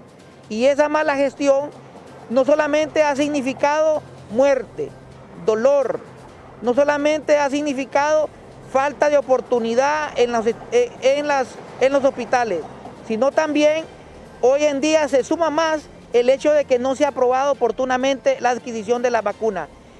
Una vacuna en julio que comenzó a presentarse la negociación para adquirir la vacuna en julio, desde julio del año pasado, costaba $4.13. El PCR que se hace en los triajes cuesta $15 en promedio. Eso significa que con la vacuna se hubiera podido aplicarle por lo menos a 3 personas con lo que se gasta de PCR en un triaje. En este momento, hace 48 horas, todavía no se tomaba la decisión de adquirir la vacuna. ¿Y cuál tiene que ser? Bueno, la más accesible. Nosotros, para poder llegar a una aldea, a un caserío, a vacunar a las personas, necesitamos entonces una vacuna accesible, que tenga efectividad por lo menos del 90%, como está en este momento la vacuna más accesible, que es la de AstraZeneca. Por decir esta vacuna, porque la otra necesita refrigeración de menos 80 grados centígrados, no tenemos disponible la tecnología, pero aún así estamos atrasados todavía en la adquisición de la vacuna, cuando en otros países ya se ha vacunado más de 10, 20 millones de personas. Bueno, y siguen muriendo médicos debido a esta dura enfermedad del COVID-19. Recordemos que son pocos los especialistas en nuestro país y lamentablemente siguen perdiendo la batalla contra esta enfermedad. Vamos a ver imágenes del último adiós que hoy han dado sus compañeros a un médico muy querido en el Seguro Social. Eso sucedió en el Instituto Hondureño de Seguridad Social del Barrio Abajo, donde han despedido al doctor Ibis Rodríguez, otro médico que pierde la batalla contra el COVID-19. Y esto ha sucedido en el Seguro Social y están reportando que son unos 7 empleados del Seguro Social los que han fallecido en los últimos días. No solamente se trata del doctor Ibis Rodríguez Turcio, sino también de otros empleados como el doctor Marlon Reinaldo Mendoza Calix, de 47 años de edad, tenía 14 años de laboral y trabajaba en la Regional del Progreso. También estamos viendo imágenes de cómo han despedido hoy al doctor Ibis Arquímedes Rodríguez Turcios, de 57 años de edad, tenía 13 años de laborar en la Clínica Periférica número 1 de Tegucigalpa. Esto es lo que sucede en el gremio médico, se siguen perdiendo vidas. Es lamentable que haya todavía problemas de equipos de bioseguridad que no tengan la suficiente protección para poder evitar que el COVID-19 siga llevándose vidas de médicos en nuestro país, Andrea. Y no solamente médicos, también se registran muertes por sospecha de COVID-19 en las últimas 24 horas en el Instituto Hondureño de Seguridad Social. Vamos a escuchar a su portavoz, Lourdes Barrientos, lamentablemente cómo está muriendo la gente de COVID-19. El Hospital de Especialidades del Instituto Hondureño de Seguridad Social reporta el fallecimiento o deceso de una persona de sexo masculino, edad de 57 años, médico que laboraba en el Instituto Hondureño de Seguridad Social, específicamente en la periférica del Barrio Abajo, periférica número 1. Con este reporte llevamos 22 los fallecimientos en el 2021 a causa del COVID-19. La ocupación hospitalaria, 53 pacientes en las diferentes salas COVID, 4 pacientes en las áreas de cuidados críticos COVID y 233 pacientes en otras áreas con otras atenciones no relacionadas al COVID-19. También se han dado altas o egresos hospitalarios. 8 pacientes se han recuperado de COVID-19 y 43 pacientes más también recuperados por otras atenciones, por otras patologías no vinculadas al COVID-19. Continuamos con más información, nos enlazamos en directo con Elvin Canales, presidente del Hospital San Felipe, del Sindicato de Trabajadores de esa institución. Los empleados están protestando nuevamente, exigiendo que se les otorguen contratos permanentes. Muchas gracias. Efectivamente, en este momento me encuentro a las afueras del Hospital San Felipe, donde hay ese día una protesta por parte de los empleados. Vamos a platicar en ese momento con don Elvin Canales, presidente del Sindicato de Trabajadores de este centro asistencial. Don Elvin, si me cuenta cuál es el motivo de la protesta de este día. Bueno, indiscutiblemente le estamos exigiendo a la ministra de Salud, primero, que no politice el decreto ejecutado por el presidente del Congreso a favor de los trabajadores en primera línea. Y segundo, que se inicie el nombramiento de los compañeros. Ya existe el presupuesto, ya existe el reglamento. Entonces lo que se exige es que se manden las acciones al Servicio Civil para proceder con el trámite administrativo para el nombramiento de todos los compañeros que hoy trabajan en este hospital. ¿Qué es lo que ha detenido para que se lleven a cabo esas plazas? No entendemos ni quisiéramos pensar que quieran politizar el nombramiento de estas plazas que fueron creadas con el propósito de beneficiar a los que están en primera línea. Nosotros vamos a seguir exigiendo y le pedimos al presidente del Congreso que intervenga para que los nombramientos sean de manera efectiva a los compañeros que están trabajando en el área del Hospital San Felipe, igual que todos los hospitales públicos. Pese a que ya ha salido en el diario oficial La Gaceta, no se han dado estos nombramientos. ¿Cuánto es el personal que hasta el momento no tiene ese contrato permanente y que ha laborado durante toda esta pandemia? Bueno, indiscutiblemente tenemos un promedio aquí en el Hospital San Felipe aproximadamente 270 o 280 trabajadores. A esos trabajadores que hemos estado al frente en primera línea es la exigencia al gobierno de la República que cumpla con el decreto ya aprobado, publicado y con el presupuesto que ya está en renglón presupuestario en finanzas. ¿Qué sigue después, don Elvin, si en este caso el gobierno, la Secretaría de Salud, no dan respuesta a ustedes, a los empleados que necesitan esas plazas permanentes? Esta semana que viene vamos a solicitar acompañamiento de Derechos Humanos para que se ejecute realmente el nombramiento que se ha plasmado en el decreto 139-2020, donde ya ordena el Congreso Nacional a través del presidente Oliva a que se nombre el personal que ha puesto el pecho, porque en este momento podemos ratificarlo. A la ministra no le interesa que sigan muriendo médicos, enfermeras, administrativos y técnicos, porque ella no siente realmente que es estar en medio de aquí de las salas que viven los pacientes con COVID. Y a propósito del trabajo que realizan los trabajadores aquí, enfermeras, médicos, ¿cómo se están cuidando? ¿Hay medidas de bioseguridad? ¿Cómo está el equipo de protección personal? ¿Se les está haciendo llegar en tiempo y forma? Bueno, indiscutiblemente el trabajo que ha hecho esta organización es que el trabajador tenga lo propio para poder protegerlo. Sin embargo, esta semana que viene las autoridades se han comprometido a reiniciar nuevamente, ya que tenemos 2 médicos que salieron contagiados o recontagiados, y nosotros tenemos temor que haya más trabajadores que estén con esta misma situación. Van a empezar nuevamente con las pruebas rápidas para poder detectar a aquellos trabajadores que puedan estar recontagiados de esta enfermedad. Finalmente, ¿cómo están las salas en ese momento aquí de COVID-19? Estamos a un 100, estamos al 100%, tenemos 98 pacientes de 102 camas y tenemos una unidad de cuidado intensivo de 5 camas que está totalmente llena, y hemos tenido decesos últimamente en nuestra institución. Gracias, don Elvin Canales, presidente del Sindicato de Trabajadores del Hospital San Felipe, donde este día pues están en este plantón exigiendo plazas a todo el personal de primera línea que ha estado trabajando durante la emergencia del COVID-19. Con este informe retorno con ustedes a estudios principales. Bueno, y es que dicen los representantes de los empleados de salud que eso de darles contratos permanentes fue una total mentira. Desde más o menos julio lo dijimos que ese decreto del Congreso sí va a quedar absolutamente en decreto sin aplicación.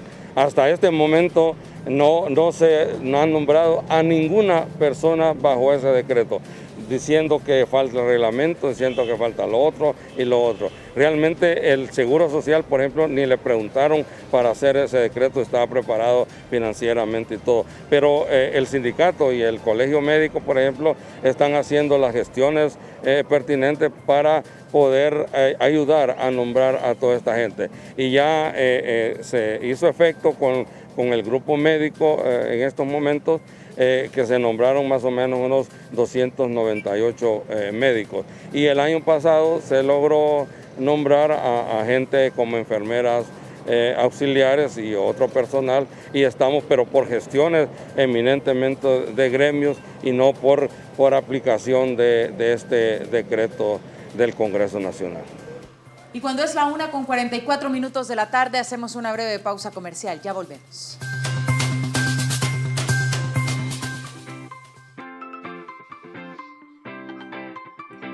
¿Qué estás haciendo? ¿Estás viendo memes en horas laborales? ¿Explicará? Memes. Nah, yo ahorita me estoy haciendo millonaria. Millonaria. Contame entonces, ¿para qué hacemos 2? Es que mira, ahora comprar Loto Super Premio es facilito y rapidito por mensajito con solo mandar la palabra super o doble al 555 y compras utilizando tu billetera Tigo Money y así recibís tu boleto por mensajito. Uy, ¿por qué no me habías dicho? Ahorita me voy por mi boleto. Recuerda que si al igual que nosotros quieres ser millonario, tienes que enviar la palabra super o doble al 555 y así recibir tu boleto rapidito y facilito por mensajito.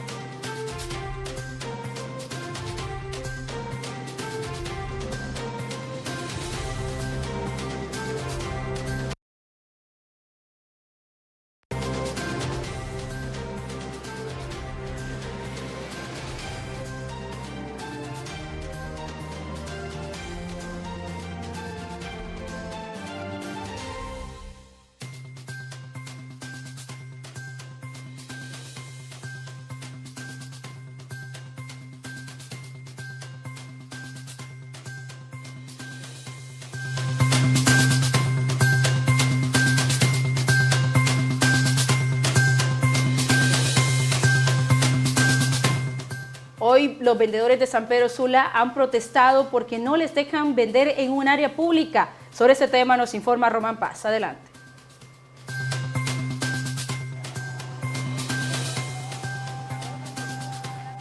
Así es, en estudios principales. Me encuentro en el Parque Central de San Pedro Sula, donde pues en estos momentos, desde horas tempranas, pues lo que son diferentes elementos de seguridad han sacado lo que son los vendedores ambulantes que se apostan en este lugar. Sin embargo, pues aquí hay algunos que están pues hablando referente a esto que ha sucedido, que pues las autoridades desde tempranas horas han pues venido a lo que es cerrar el Parque Central. Vamos a escuchar. Trabajar es lo que pedimos, queremos trabajar. Karen Chávez. Karen, ¿qué es lo que ha pasado en sí aquí en este lugar? No nos dejan trabajar, nos han cerrado el parque prácticamente, es una fuente de ingreso para nosotros que no tenemos trabajo. Todas las personas que estamos aquí porque no tenemos una oportunidad de trabajo en una empresa. Entonces lo que nosotros estamos pidiendo es que nos dejen trabajar tranquilamente como lo hemos hecho siempre, todo el tiempo hemos estado acá. Y vienen a decirnos que vienen a cerrar que por el COVID no, porque si es por el COVID, entonces prácticamente tendría que cerrar toda la ciudad de nuevo. Lo que nosotros queremos es trabajar, nosotros nos hacemos la pregunta por qué no cierran a nosotros que somos pequeños, informales, por qué no cierran las grandes empresas, entonces también si lo que... Pero si cierran el parque, ¿por qué no han cerrado los otros comercios que están adentro? Exactamente, esa es la pregunta, si nos cierran a nosotros, informales, ¿por qué no cierran todos los demás negocios? ¿Cuál es la diferencia? Nosotros no tenemos tienda, en las tiendas se aglomera la gente, si es por el COVID, en la tienda se aglomeran las personas, aquí no. Entonces lo que nosotros queremos es trabajar, pero aquí nadie sale a darnos la cara. Nadie sale. Al aire libre, no hay peligro. Aquí, sí, nosotros estamos al aire libre con las medidas, usamos mascarilla, nuestro gel, nuestro alcohol, llevamos todas las medidas como nos está llevando todo el mundo. Acuérdense que también el COVID es responsabilidad de cada quien, aquí nosotros no podemos andar cuidando a los demás, es responsabilidad de cada quien cuidarse. Aquí van a estar en este momento. Estamos esperando, vamos a llegar y aquí vamos a estar todo el día, si es necesario. ¿Su nombre me repite? Karen Chávez. Karen Chávez. Bueno, Karen, ¿cuánto tiempo de vender usted tiene acá? Desde el 2011. 2011 vendiendo. Sí. ¿Y hasta hoy pasó esto? ¿Ya siempre ha pasado? No, siempre ha pasado, pero ahora está como más diferente pues por la pandemia. Nosotros entendemos en ese sentido. Bueno, pero también necesitamos trabajar, que nos dejen trabajar es lo que queremos. Bueno, Karen solicita como vendedora pues que los dejen vender. Porque sin duda ellos están anunciando que los han sacado, pero hay comercios abiertos, así estamos bien. Hay comercios abiertos. Hay comercios abiertos todavía. Solo no es justo de que nosotros que somos área informal nos hayan sacado a nosotros sin vender. Nosotros trabajamos al día. No es posible. Y todo el comercio, si ellos dicen que es por una medida de COVID, entonces empiezan a cerrar los almacenes primero. No es justo que el afectado es siempre las pequeñas empresas. No es posible, la área informal es la más afectada. Están molestando ustedes que los sacaron ustedes, pero las otras empresas normal están trabajando. Están trabajando normal están trabajando. Solo la área informal es la que toda la vida siempre es afectada. No es posible. ¿Será que tiene alguna pique de alcalde con ustedes? De seguro, pero no es posible. No, el del que está es uno que está al mando de Armando Caledonia, que él es apellido Ponce, que también él es responsable de la muerte del muchacho de ahí de Río Blanco. Él es el que está comandando esto. Él es, ¿qué nos dijo la vez pasada? ¿Qué nos dijo? Que a él importaba si nosotros comíamos o no comíamos. Nosotros tenemos hijos, la mayoría aquí son madres solteras. No es posible que estemos viendo día a día, viene la situación de nuestros hijos en las escuelas. ¿De dónde nosotros vamos a poder matricular a nuestros hijos? ¿Dónde les vamos a dar? Ellos nos piden, ellos nos preguntan, ¿de dónde sacamos dinero? No, ellos nos piden, nos exigen comida, pago de luz, pago de agua, no es justo. Los demás vendedores se han puesto también a favor de ustedes, no están vendiendo. No estamos, nadie. Por eso hemos cerrado todo lo que es tercera y almacenes. Si usted mira, están cerrados por lo mismo. Solidaridad con Solidaridad con nosotros, sí. ¿Su nombre es? Wendy. ¿Su apellido Wendy? Pineda. Wendy Pineda también es otra vendedora aquí también del parque, que se ubica aquí en la cercanía del Parque Central de San Pedro Sula, quienes ellos están aduciendo que lo sacaron a ellos, sin embargo los diferentes comercios que están ahí están abiertos. Así que sin duda eso es lo que sucede en San Pedro Sula este viernes, que sin duda nuevamente pues el alcalde sanpedrano ha hecho todo esto. Sin embargo, pues espera una voz oficial por parte de la municipalidad. Sin embargo, por los momentos no se ha logrado obtener. Compañeros, retorno con ustedes. Gracias, Román Paz, por este contacto desde San Pedro Sula. Es tiempo de hacer una nueva pausa comercial. Antes les dejo importantes consejos. Con 3 pasos puedes comprar tu boleto de Loto Superpremio desde tu celular. Paso 1, envía la palabra super o doble al 555. Paso 2, paga con Tigo Money. Y paso 3, recibí tu boleto de Loto Superpremio rapidito y facilito por mensajito. Ya regresamos.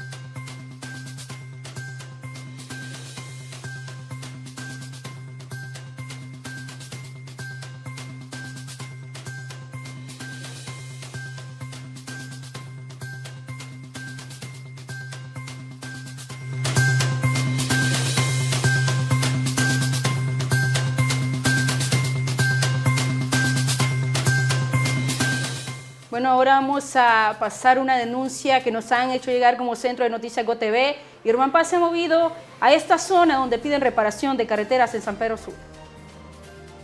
Bueno, así es, muchas gracias, buenos días.